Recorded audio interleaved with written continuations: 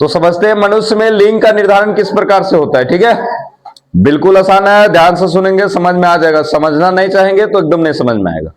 मनुष्य में लिंग का निर्धारण किस प्रकार से होता है, यानी कि लिंग का निर्धारण मतलब लड़का होगा कि लड़की होगा, ये कैसे निर्धारित होता है। तो सबसे पहले आपको जानना है कि मनुष्य में ताश जोड़ी गुणसूत्र पाया जाता है। आपको गुणसूत्र के विषय में बता चुके हैं कि हमारा शरीर का निर्माण किससे हुआ है, कोशिका से मिलकर, और कोशिका के अंदर केंद्रक होता है, केंद्रक में होता है गुणसूत्र। कल के क्लास में बताए थे आपको, जैसे ये केंद्रक है, पूरा शरीर कोशिका से मिलकर बना है, और कोशिका के अंदर, प्रत्येक कोशिका के अंदर क्या होता है, गुणसूत्र होता है। इस तरह से धागेनुमा संरचना होता है, उसे क्या बोलते हैं, गुणसूत्र बोलते हैं। तो प्रत्येक कोशिका के अंदर ताश जोड़ी गुणसूत्र है। कितने जोड़ी गुणसूत्र, ताश जोड़ी। तो इसलिए बोलते हैं कि मनुष्य में ताश जोड़ी गुणसूत्र होता है। कितना जोड़ी, ताश जोड़ी। मतलब ये कुल मिला के कितना होगा, जोड़ी में अगर कहें तो कितना होगा, 1 जोड़ी, 2 जोड़ी, 3 जोड़ी, 4 जोड़ी, इस तरह से कितना जोड़ी, ताश जोड़ी। ठीक है, ये बात समझ गए। तो मनुष्य में ताश जोड़ी गुणसूत्र पाए जाते हैं, जिनमें से 22 जोड़ी गुणसूत्र ऑटोसोम कहलाते हैं। अब लो यहां से भारी आ गया, कुछ टेंशन नहीं लेना, 22 जोड़ी केवल, अगर आप ऑटोसोम याद रखते हैं, ये नाम याद रख लेना, 22 जोड़ी ऑटोसोम होते हैं, कहलाते हैं। ये 22 जोड़ी गुणसूत्र दैहिक लक्षण को निर्धारित करते हैं। इसमें से मान लो, ये हमने मान लिया कि ये 22 जोड़ी हो गया, ठीक है, 2 बनाए मतलब 22 मान लो, इस तरह से 20 को और होगा, है ना। ये यहां पर 2 दिखा रहे हैं आपको, इस तरह से 20 और होगा तो 22 हो जाएगा।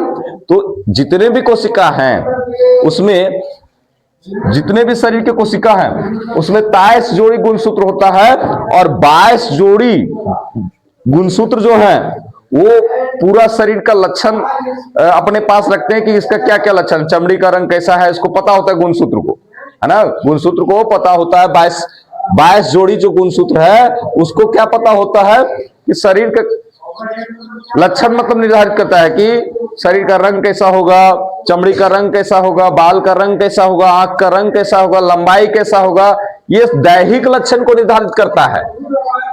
कितना जोड़ी, 22 जोड़ी, यही गुणसूत्र। इसी के अनुसार, इसी 22 जोड़ी के अनुसार शरीर का रचना होता है कि कैसा होगा शरीर। ठीक है, शरीर का तो इस दैहिक लक्षण को निर्धारित करते हैं। जबकि 23वां की बात करते हैं, 23वां जोड़ी जो होता है वो 23वां जोड़ा गुणसूत्र लिंग का निर्धारण करता है। 23वां जोड़ा जो है वो लिंग का निर्धारण करता है। तो क्या मतलब लिंग का निर्धारण करता है, मतलब लड़का और लड़की का निर्धारण करता है कि लड़का होगा कि लड़की।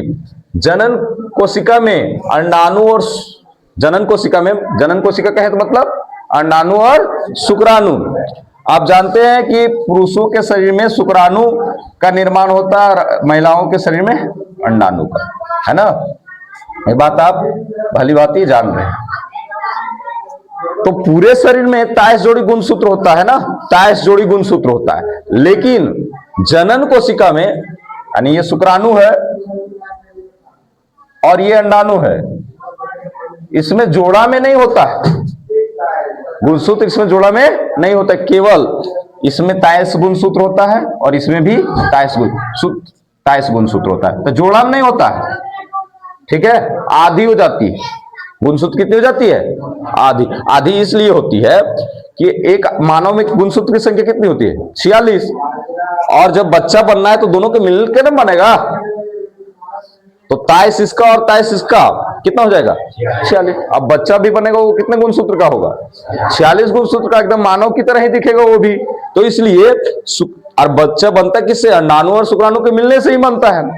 तो ऑटोमेटिक स्वतः जो शुक्राणु होते हैं उसमें गुणसूत्र की संख्या कितनी हो जाती है, गुणसूत्र की संख्या इसमें 23 हो जाती है, और अंडाणु में भी कितना हो जाता है, 23, है ना।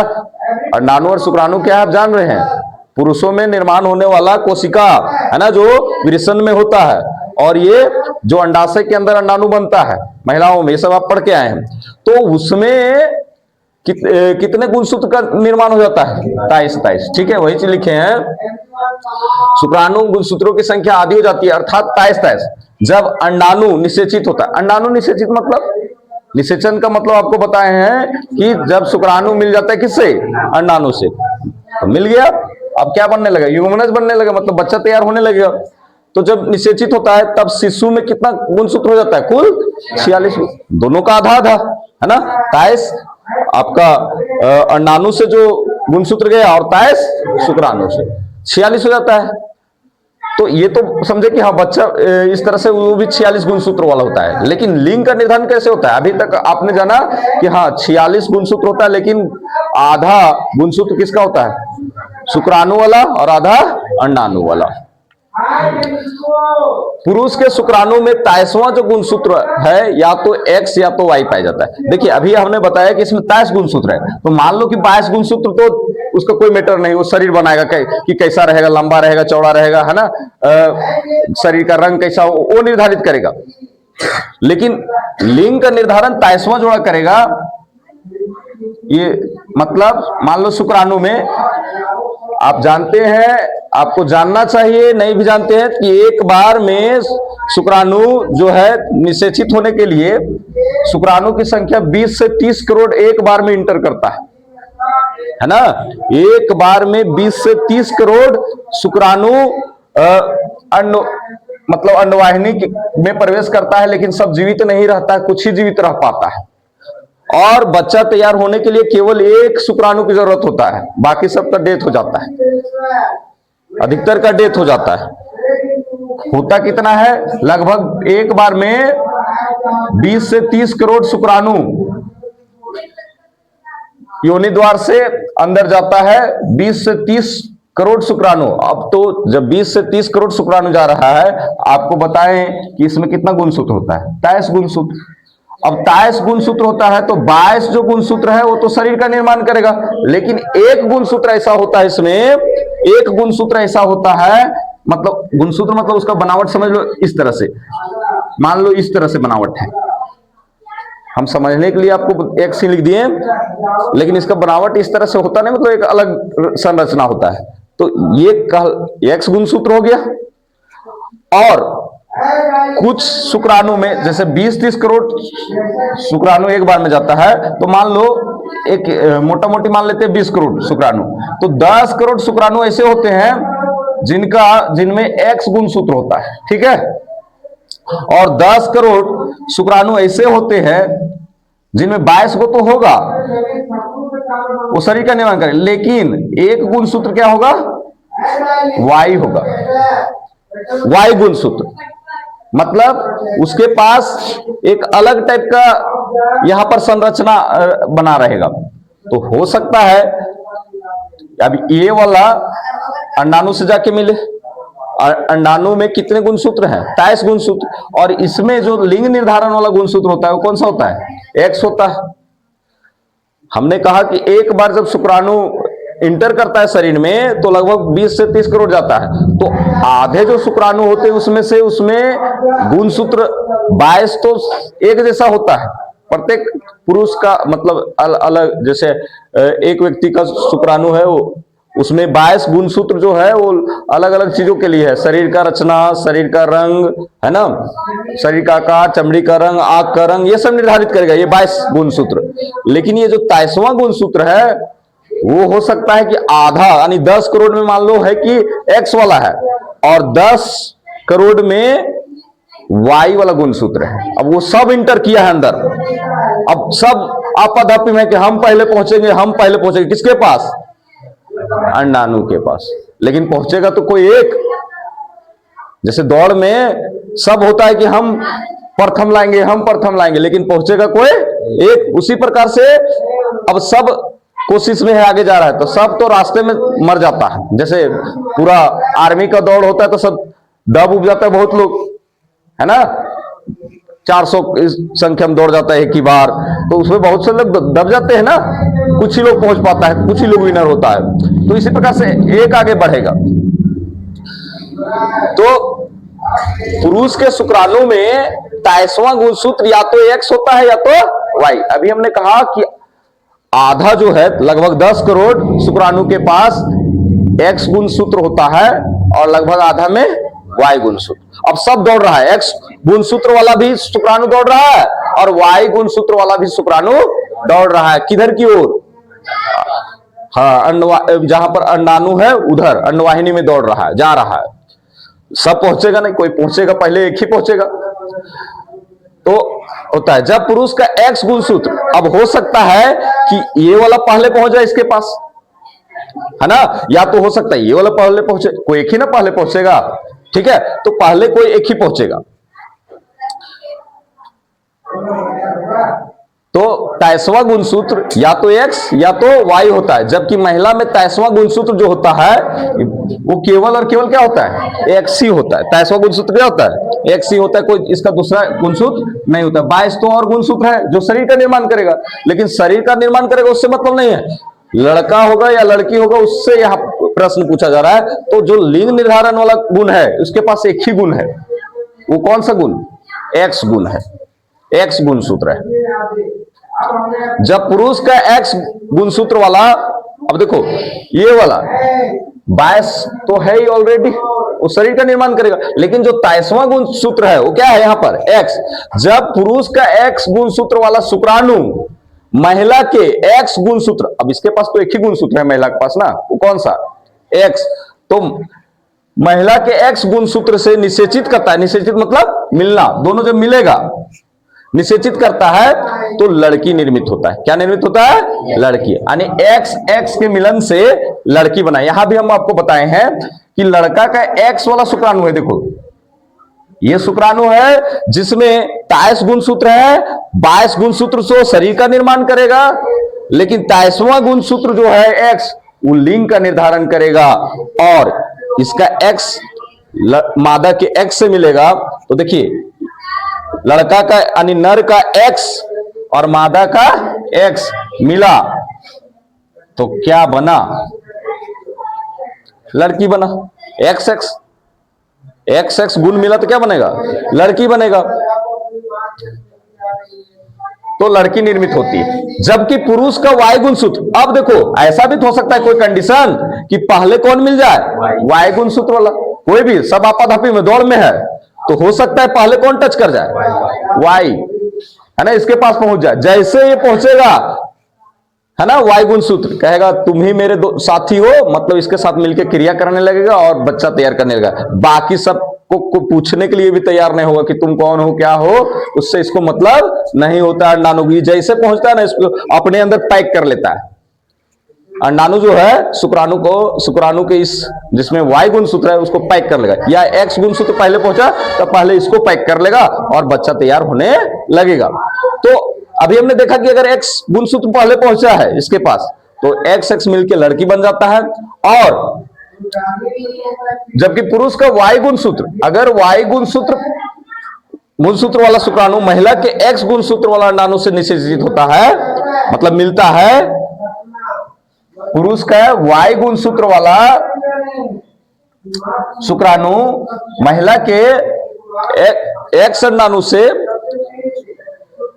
वाई गुणसूत्र वाला शुक्राणु महिला के एक्स गुणसूत्र वाला अंडाणु से निषेचित होता है तो लड़का निर्मित होता है। ये वाला अगर मिलेगा इससे तो क्या निर्मित होगा, लड़का। यहां पर भी दिखाएं कि ये पुरुष का नर का क्या है, वाई गुणसूत्र वाला शुक्राणु है, और ये गया और महिला के पास तो एक ही गुणसूत्र है लिंग निर्धारण के लिए, कौन सा, एक्स गुणसूत्र।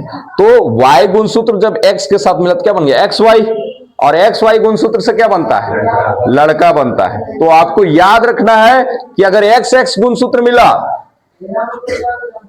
तो क्या बनेगा, लड़की, और एक्स वाई गुणसूत्र मिला तो लड़का। बस इतना दिमाग में बैठाना है, आपको बताना है कि पुरुषों के शुक्राणु में 23 गुणसूत्र होते हैं, महिलाओं के अंडाणु में 23 गुणसूत्र होते हैं, ठीक है, 23 गुणसूत्र है, बात पता है आपको। लेकिन जो 23वां गुणसूत्र होता है लड़कों में, वो हो सकता है या तो क्या हो, एक्स गुणसूत्र हो, या तो हो सकता है वाई गुणसूत्र। इस चीज को कितने लोग समझ रहे हैं, एक्स गुणसूत्र वाई गुणसूत्र समझ रहे हैं, मतलब गुण है, अलग अलग गुण है उसमें, शुक्राणु में अलग अलग गुण ही है। एक में जिसको नाम दे दिया, ऐसा नहीं कि एबीसीडी वाला अक्षर वहां खोजिएगा कि एबीसीडी कहां उसमें घुसल है शुक्राणु सर, एक्स वाई जेड कहां घुसा हुआ रहेगा, तो एक्स वाई जेड उसमें घुसा नहीं रहेगा, वो उसका नाम दिया गया है ना, एक प्रकार का गुण है। तो अलग अलग टाइप का गुण है, कुछ शुक्राणु में एक जैसा एक्स वाला गुण है और कुछ में वाई, मतलब कुछ गुणसूत्र ऐसे हैं जो लड़का निर्माण करेंगे और कुछ लड़की। तो ये डिपेंड करता है नर के ऊपर कि लड़का होगा कि लड़की, क्योंकि पुरुष के पास कौन सा गुणसूत्र है, एक्स और वाई। पुरुष के शुक्राणु में दोनों गुणसूत्र है, एक्स भी और वाई भी। जितने भी शुक्राणु एक बार में जाते हैं उसमें आधे लगभग एक्स गुणसूत्र वाले शुक्राणु होते हैं और आधे वाई गुणसूत्र वाले। अब डिपेंड करता है कि कौन निषेचित कर रहा है। महिला के पास एक ही गुणसूत्र है उसके अंडाणु में, कौन सा, एक्स गुणसूत्र। कौन सा गुणसूत्र, एक्स। तो हो सकता है कि नर का वाई गुणसूत्र मिल जाए पहले महिला के अंडाणु से, तो लड़का बन जाएगा, क्योंकि एक्स वाई के मिलन से क्या होता है, लड़का। और अगर शुक्राणु का जिसमें एक्स गुणसूत्र है लिंग निर्धारण के, वो अगर मिले महिला के अंडाणु से, तो क्या हो जाएगा, लड़की पैदा हो जाएगी, जिसको हमने ये डायग्राम से भी बताया है और यहां फ्लो चार्ट के माध्यम से बताया कि ये अंडाणु है और अंडाणु में एक ही गुणसूत्र होता है ना। कौन सा गुणसूत्र होता है, एक्स ही गुणसूत्र होता है, और लड़का में अलग अलग होता है, या तो एक्स भी हो सकता है या तो, लेकिन महिला में एक ही गुणसूत्र रहेगा, वो एक्स ही है ना। तो जब अगर एक्स एक्स का मिलन होगा तो एक्स एक्स हो जाएगा यानी लड़की, और अगर एक्स का वाई के साथ मिलन होगा तो लड़का, ये लड़की बनी, लड़की और ये लड़का। अब फिर देखो एक्स एक्स अगर मिल रहा है तो लड़की, और एक्स वाई मिल रहा है तो लड़का। मतलब दोनों का चांस कितना कितना है, 50-50 है कि ना, आधा आधा, 50-50 है दोनों का चांस। लड़की का भी 2 चांस है तो लड़का का भी, यहां पर देख रहे 2 चांस, मतलब बराबर है कहने का मतलब। तो लड़का होगा या लड़की पैदा होगी, इसकी प्रोबेबिलिटी क्या होती है, 50-50 होती है, बराबर होती है ना। और ये निर्धारण कौन करता है कि लड़का होगा या लड़की, तो किस पर डिपेंड करता है, ये पुरुष पर डिपेंड करता है, क्योंकि पुरुष के शुक्राणु में ही दोनों गुणसूत्र है। लड़का पैदा करेगा कि लड़की, अब ये नहीं कि इस लड़का के हाथ में है कि लड़की पैदा हो कि लड़का, ये पॉसिबल नहीं है, क्योंकि वो शुक्राणु जा रहा है तो शुक्राणु पर उसका कंट्रोल नहीं है कि कौन भेजना है, शुक्राणु ऑटोमेटिक वो स्वतः चाहता है। तो लड़का का भी जिम्मेदारी नहीं है कि मैंने, अगर मान लो किसी के केवल लड़की पैदा हो रही है तो ये ऐसा 2 सवार पहले 2 सवार दे देते थे कि नहीं इसका तो खाली लड़की जन्मता है, दूसरा शादी कर दो इस लड़का का, लोग जानकारी के अभाव में।